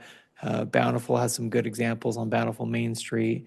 And what I've done is I've required that the ground floor that's facing the street be commercial. That way we can keep our commercial frontage, keep our commercial square foot in our area. But what they do above in terms of residential is okay. And then also multifamily in terms of townhomes or apartments would be permitted behind those buildings. So the frontage would continue as commercial, but could be residential above, and then also the potential of multifamily behind. What it does is it'll just increase opportunities for mixed use. It could bring in more jobs. You do have some pending projects. There's some quality developers that are sitting on the sideline talking about this. And this is a change that could affect and help everyone and not just a single zone. Also, just the CC zone, so we can take a baby step, take a look at it. Yeah, might point out the planning commission did table it. They wanted to take a look at it. So I assume it's probably on their agenda in February, I'm guessing, right? That's what we're planning on. And you bring up, Agenda. and you bring up a good point too, Jake, and that is if you do want to see a good example of this, I was on Bountiful Main Street just the other day. That's a pretty good example of what you're discussing. So anyway, that's probably going to come before us at some point. So Yeah. I'd comment too, the ordinance was well vetted. Jake had done a lot of work in putting it together. Ty also commented to the planning commission and appreciated their work and effort in it. This ordinance was something that I remember you mentioning to me 6 years ago that he's had an interest in doing. So it's been a long time coming. The planning commission has probably been as active, Teresa, as they ever have in the last year. So they were commended for the work that they had done there. I do have, though, one other question. Thank you, Jake, regarding the commission. That we had some changes, some people leaving the commission, some others joining. And in our code, it says, Planning Commission shall consist of 7 members to be appointed by the mayor with the advice and consent of the city council. I never heard any, I don't think the city council gave any consent. Ty, Teresa, any comment on that? Yeah, it's never come here. The appointments have just all been made. Do we need to change our code? What would, I think the intent is, I think the code's still good. I guess the question for Gary is if the proposed names need to come to city council or if he individually just gets consent from. You know, in the past, we've actually voted on potential numbers That- when, that was when my- Ray was doing it. that was my question. What would the correct protocol be? Well, yeah, it should be that the mayor makes the appointment and then generally, I don't know where, it's been a long time since we've appointed a planning commission member. We just did a I know couple, we just oh, did- before that, you mean, before that, yeah. It's been a while, but usually he brings the names to the city council and by advice and consent, usually I've done just a short resolution. It says that, we approve the following individuals to serve on the planning commission. We give our advice and or our consent. Mhm. That's generally the way we've done it. All appointed positions that the mayor makes, whether used to be Board of Adjustment, they're not Board of Adjustment anymore. I don't know if there are any other positions that he actually appoints that I know of, other than the planning commission. Water board, maybe, you know, but Yeah, that's the way that it should happen. And so, we can retroactively go back and. We could ratify it maybe at our next meeting. you're saying it Okay. should happen by resolution? That's just the way that I've done it so that it. It's on record. It's you've got a easier to record put, yeah. That there was advice. and So consent. I'd look at the people that have been asked to serve and willing to serve and just all good people, but I think 5 out of them are in the same neighborhood and that could have been an opportunity to provide some discussion, you know, with the mayor as he was considering the appointments. Not that that's a problem, but maybe there could have been some discussion about it. So maybe just, I think we need to move forward and ratify what we've done for sure, but keep that in mind as we go forward that and there is a process in case, unless we need to change the process. I guess, yeah, I guess my thought was, what does advise and consent mean? I mean, what does that really comprise of? Supporting them. Okay, I mean, really, that's all that it is. One of the functions that the mayor retained in Morgan is that authority to make appointments to the boards of Mhm. council members. You know, council members or to, if you've got a board that needs citizen members, the mayor makes those appointments as well. Ty handles all personnel issues and everything that has to do with the city, but that's the one thing that the mayor retains is that right to make appointments. Teresa, Janet, you got that for our next meeting? The resolution or the? Yeah, we need a resolution Yeah, to right. ratify the Yeah, Planning so Commission. It's okay, Tony, so from what for my discussion with Denise, this is, I see that you do it by resolution.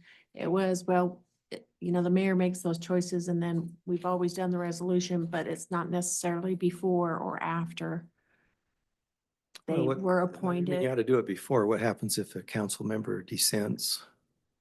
I still think I still think it's not that they vote on it, it's just giving consent, correct?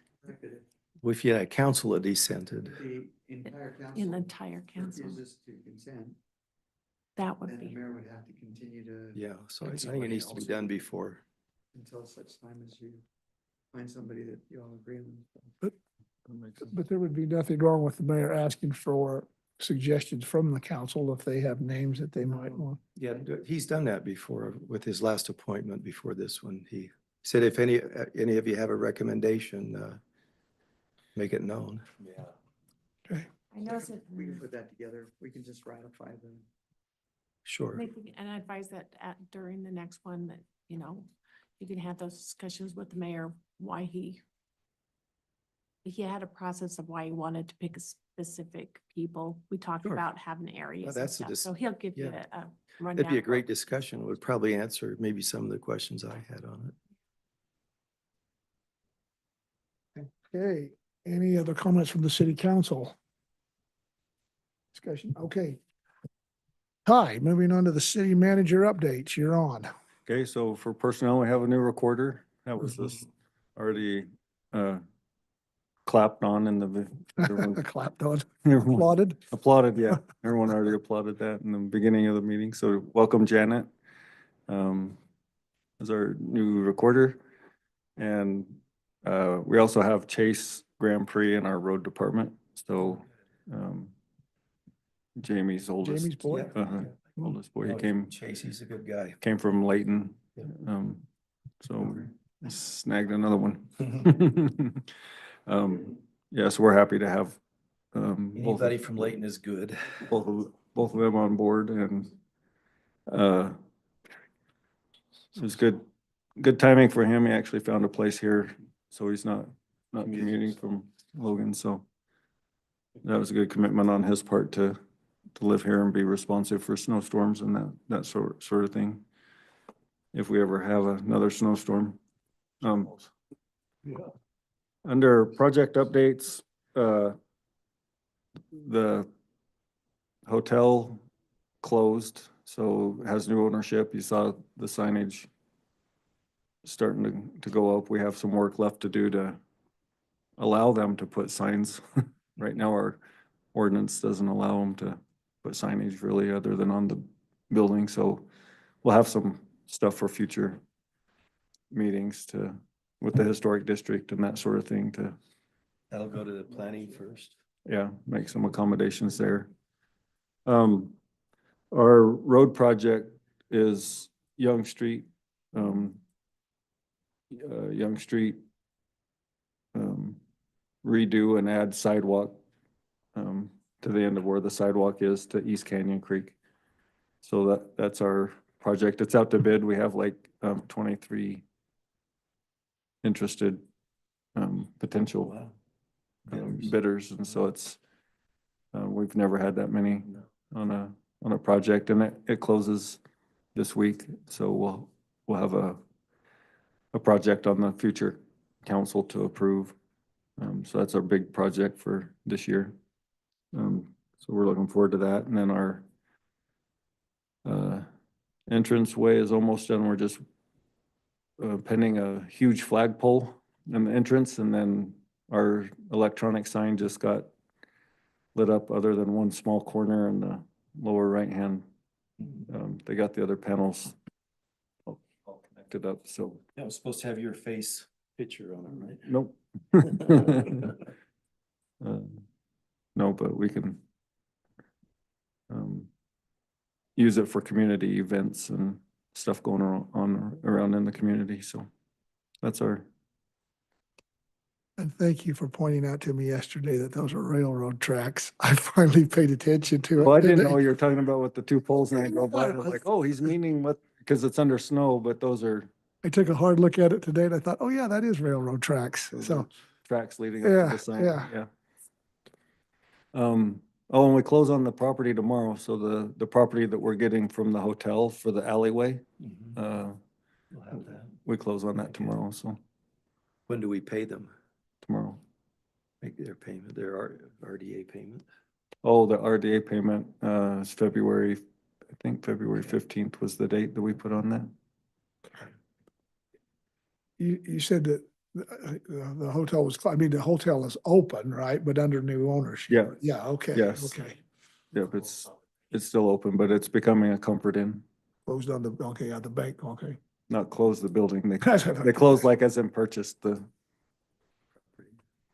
Sorry. I think that's all my, Transfers, updates, their transfer station, oh. Right, buses. yeah, so, we just plan on giving the one free like we do every year. We just like to, make sure there's no concerns from the council before we continue down that path. Like that. Yeah, it creates goodwill. I like that. Keeps the community clean and it's not all on one day. I like how it's staggered based on the day people are actually doing their cleanup, so. Oh, yeah, I mean, it was a mess when we had the days, pick the days, the weekends, and it got so busy down there. That was crazy. So Yeah. Overwhelming, Yeah. so. I think it's a better way we're doing it now.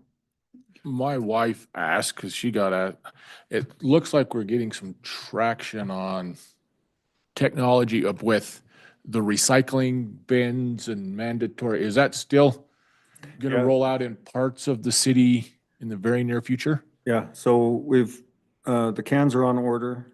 We don't have any of the cans yet. We don't have the cans yet, then we have to assemble them. We bought a trailer so we can start delivering cans once they're here.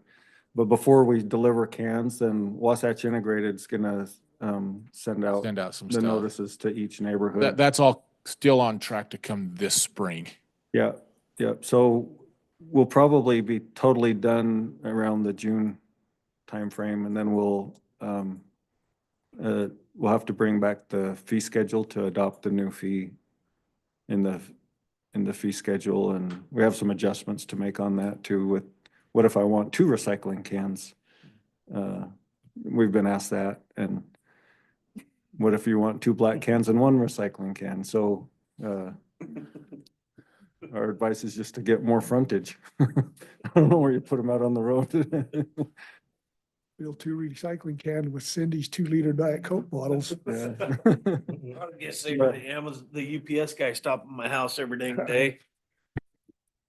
So anyway, the people will get notifications and some public information on like what's like what do you do and all that. And then all the cans will be delivered before anybody gets billed. So they'll, depending on which neighborhood, they've established some routes so that we can get routes up and going, but yeah, it'll be a whole spring Yeah, 'cause project. She read me a couple of things and didn't have any problem with recycling cans. It's mandatory that's just fired a couple of people up, but And just. so just there, a- we're gonna probably hear more and more Yeah, as it comes closer. yeah, the verbiage is bundled service. So our rates went up, but it includes recycling, so. Well, that's how they were talking about it, Oh, that this is being mandatory. We don't have a choice in it. And all that. So there's a little bit of, Yeah, and there's other people that are excited about it, like when do I get my can? sure. So, I will tell you, Wasatch Integrated is sending out their postcard to start the conversation about their community meetings February 1. So we're getting close. They're chewing out shortly. Yeah. A couple of days. Yep, Joyous. I thought that was our time frame. yep, so, yeah, we just went to a bundled service, so. It's all in the verbiage. anything else, Ty? Mr. Mayor Pro Tem, could I Yes, just sir. remind everybody to do their open meetings training online and get your certificates in to Janet? Those of you that went through the pain of planning commission the other night have already received an hour training, so that's great. But we need those certificates in, so the mayor won't be arrested for not training his council on, or instructing for training on open. It is really a crime if you deliberately do not train for open meetings. Does It's it kind have of a interesting. deadline? This What, meeting. you're thinking of maybe not of. You're wondering if the mayor couldn't use a few days off? Be here till midnight. Oh, that's, No. yeah, thank you. Kate just reminded me, your conflicts of interest forms too need to be in by January 31st, so. And, Don't yeah, forget all to fill kinds of that out, fun things Tony. with that, right? Oh, yeah. Yep. The Those were training Yes. takes about 20 minutes. It Yeah. flows fairly well. It And- shouldn't be a burden. You'll notice that there's a whole thing for municipalities there. Denise always had you do that because we come out, they grade cities. This is the auditor. This is not state law or anything else. It's the empire of the auditor. And the auditor, if you complete all those things, puts you in the top grade for, I can't remember what they call it, ethical cities is what they call it. And so they're only like 10 minutes apiece. They have a really short quiz, but the one that is really required is that open meetings and conflicts of interest.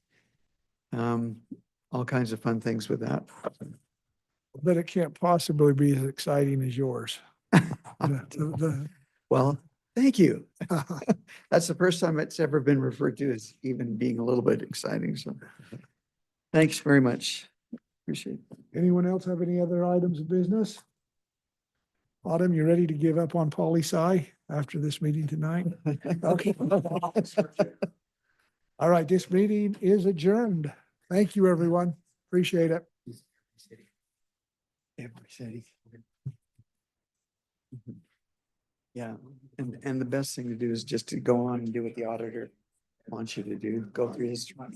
I come in and after they finished and I go through actual examples, and that type of thing and areas that they have, yeah, Hannaford, Ernie yes. and I were.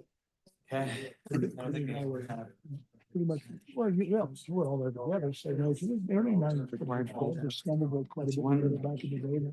He's in my ward now, but he's a little, I mean, we talked about, but there's a little